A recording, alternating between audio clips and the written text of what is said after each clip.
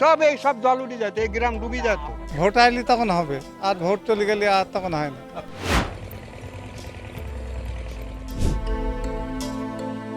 এখানে আমরা বিজেপি করি, এতে 10 পয়সা দিয়ে ঘর বাড়ি ওরা 4বার 5বার করে ঘর দিয়েছে, এখানে একবারও কেউ ঘর পায়।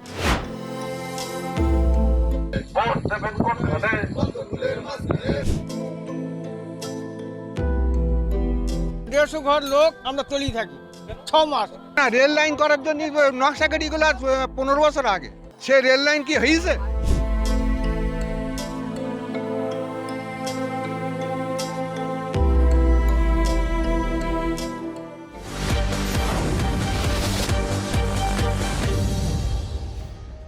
ডুবে যায় গ্রাম, ভেসে যায় জীবিকা, আর চেনা দুর্ভোগে আটকে পড়ে হাজারো মানুষ। বছরের পর বছর একই ছবি দেখেও মেলেনি স্থায়ী সমাধান।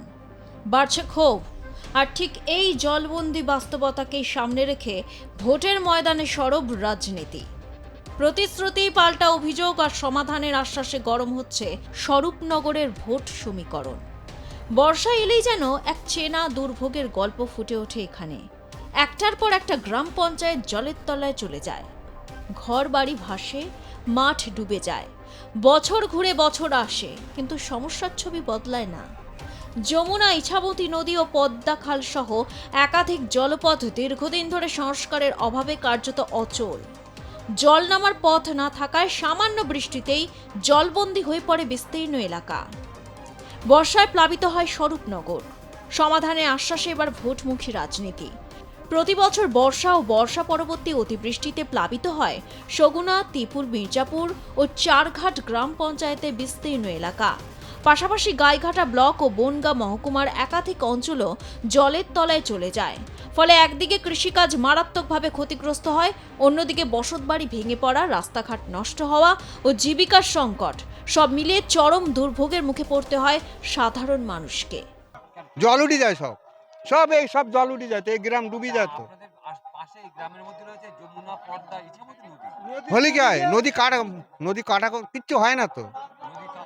না, এবার কেটে গেছে, বলতে নদী কাটায় এত কোটি টাকা স্যাংশন হয়েছে, নালা করে গেছে। বলছে আমাদের নিয়ম হচ্ছে নালা করা, মাঝাতে নালা করে গেছে, আর কিচ্ছু করেনি, কিচ্ছু করেনি। কোটি টাকা মেরি হাঁটা করেছে।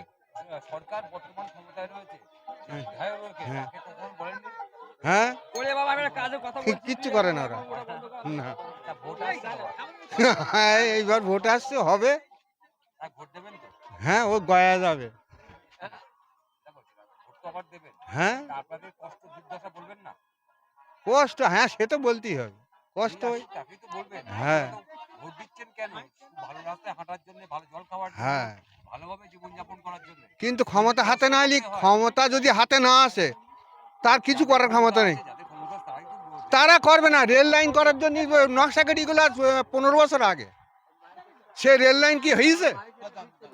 ও তো ঢপবাজি, এ হচ্ছে বাংলাদেশি ঢপবাজি, ও তো এখানকার লোক না। বর্ষাকালে কি সমস্যা, ছেলেপিলে স্কুলে যেতে পারে না, একটা কোনো ডেলিভারি কেস আসলে বাচ্চাদের নিয়ে যেতে পারে না হসপিটালে, এটা বুড়ে থাকে। আমরা বাজারঘাট করতে যেতে পারি না, হাটঘাট করতে পারি না, ছেলেপিলে স্কুলে যেতে পারে না, রাস্তাঘাটের জন্য সমস্যা। আমাদের ডুবে থাকে, আমরা ডুবে থাকি এখানে। এটা জল সরানোর জায়গা নেই তো, এটা ডুবেই থাকে। নদী নেই, ভিতরে একটা ডেরে যদি করে তাহলে তো আমরা সেটা রিয়াই পাবো, আমরা বাঁচতে পাবো না। প্রার্থীর বলিনি, বলবো এইবার। স্থানীয় বাসিন্দাদের অভিযোগ, যমুনা ও ইছামতি নদী এবং পদ্মা খাল সহ সংযুক্ত খালগুলি দীর্ঘদিন ধরে কোনো সংস্কার না হওয়ায় জল নিকাশের ব্যবস্থা কার্যত ভেঙে পড়েছে। বর্ষার জল নামার পথ না থাকায় অল্প বৃষ্টিতে প্লাবিত হয় বিস্তীর্ণ এলাকা। স্থায়ী সমাধানের অভাবেই ক্ষোভ বাড়ছে এলাকাবাসীর মধ্যে। পুড়ে যায়, সব জলমগ্ন হয়ে যাচ্ছে, ধান টান সব ডুবে যাচ্ছে। ওই যে ভেড়ি কেটে দিচ্ছে, আপনাদের ওদিক থেকে লোক এসে ভেড়ি কেটে দিচ্ছে। নদী সংস্কারের কোনো নামই নেই, আজকে 5-7 বছর কোনো নদী সংস্কার হয়নি। না, যে হয় জলটা বেরিয়ে গেল, ওই গোবরডাঙ্গা বলেন, সুটি বলেন, জলের মানে ওপরে উঠে গেল, ডাঙায় বাড়ি বুড়ি যাচ্ছে, ওনারা এসে কেটে দিয়ে যাচ্ছে, কিন্তু কাজের কাজ কিছু হচ্ছে না। গাং সংস্কার না হলে এ কাজের কাজটা হবে না কি বলুন? বিনামণ্ডল, হ্যাঁ বিনামণ্ডল তো আমাদের না, তাহলে আর কি হবে? বিধায়ক হতে পারে। খুব বলা হয়েছে, বললি কি এই তো ব্রিজ অন্তত 1-2 বছর ও হবে, ভোট আইলে তখন হবে, আর ভোট চলে গেলে আর তখন হয় না।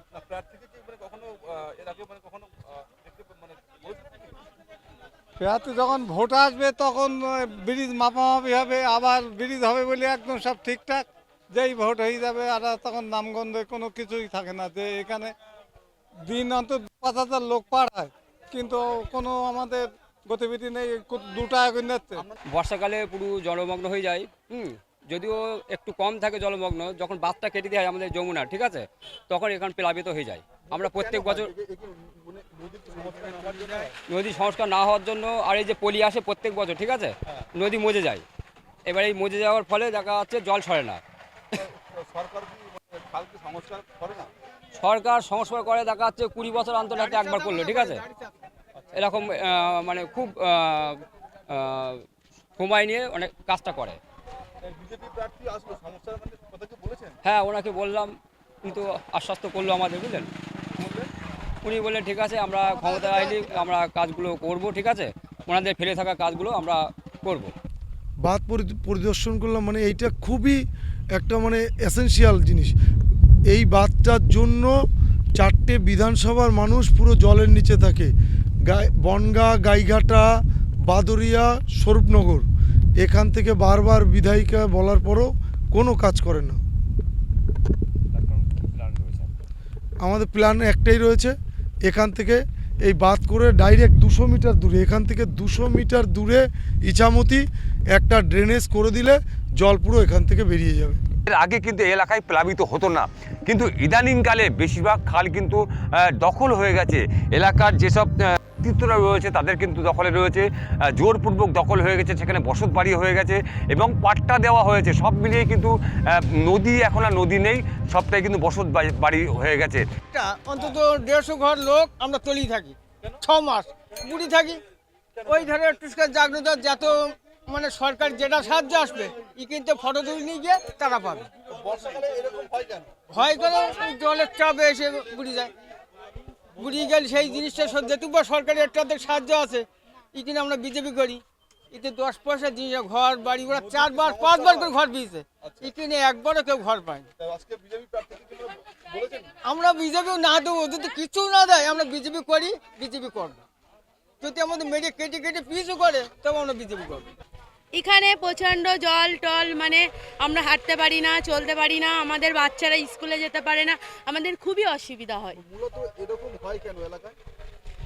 এলাকায় কি বলবো বলুন, এখানকার হয় না। না, কি হয় না? এই নদীতে কাজটা সেরকম হয় না। হয় না।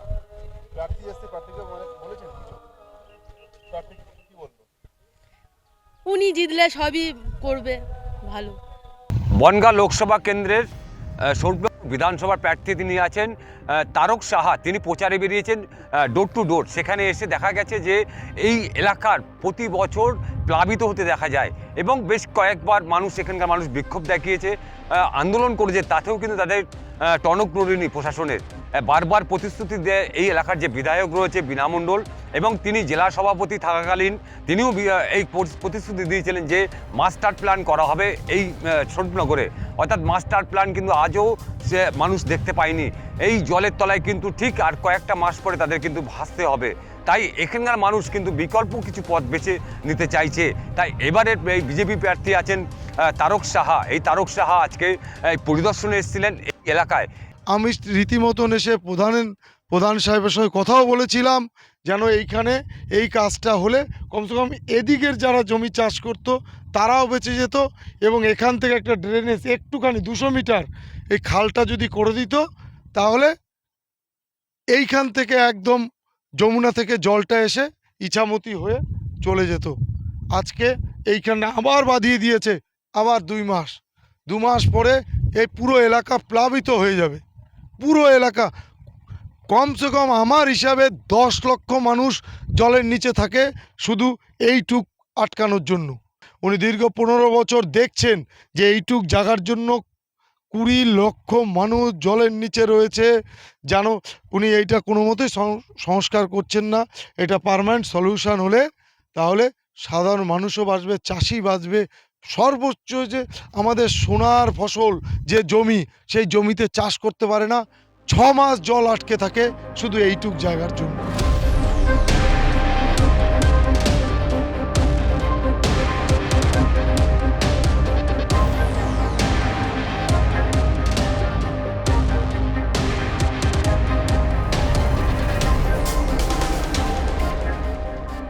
বিজেপি প্রার্থী তিনি কিন্তু পরিষ্কার জানালেন যে 15 বছর ধরে যে বিধায়ক রয়েছে এলাকায়, সে কিন্তু বিগত 5 বছরের জন্য তিনি এখানকার উত্তর 24 পরগনা জেলার সভাধিপতি ছিলেন। তার মানে বিপুল পাহাড় তার ছিল, তার সত্ত্বেও তিনি কিন্তু সেই কাজ মানুষের উপকারে আসেননি। অর্থাৎ এই বিধায়িকা থাকার যোগ্য না, এমনটাই কিন্তু প্রার্থী বলছেন। অর্থাৎ এই মানুষের কথা, 20 লক্ষ মানুষের কথা তিনি একবারও ভাবেননি। এই যদি ভাবতো তাহলে আজকে এখানে মাস্টার প্ল্যান করা হতো, কৃষকদের কথা ভাবতো, কিন্তু তিনি কোনো রকমভাবে কোনো কিছুই করেননি। বহু টাকা এখান থেকে এসে ফিরে গেছে বা বহু টাকা কোথায় চলে গেছে এই ব্যাপারটা কেউ বলতে পারে না আজও পর্যন্ত। তবে এই প্রার্থী তিনি কথা দিয়েছেন গ্রামবাসীদের কাছে, যদি তিনি জয়ী হন এই বিধানসভা থেকে, তাহলে সার্বিক উন্নয়ন কিভাবে করতে হয় তিনি দেখিয়ে দেবেন মানুষের, এবং মানুষের দুয়ারে দুয়ারে একেবারে পরিষেবা দেবেন, এমনটা কিন্তু তিনি জানালেন। স্বরূপনগর থেকে শ্যাম বিশ্বাস, আর প্লাস নিউজ।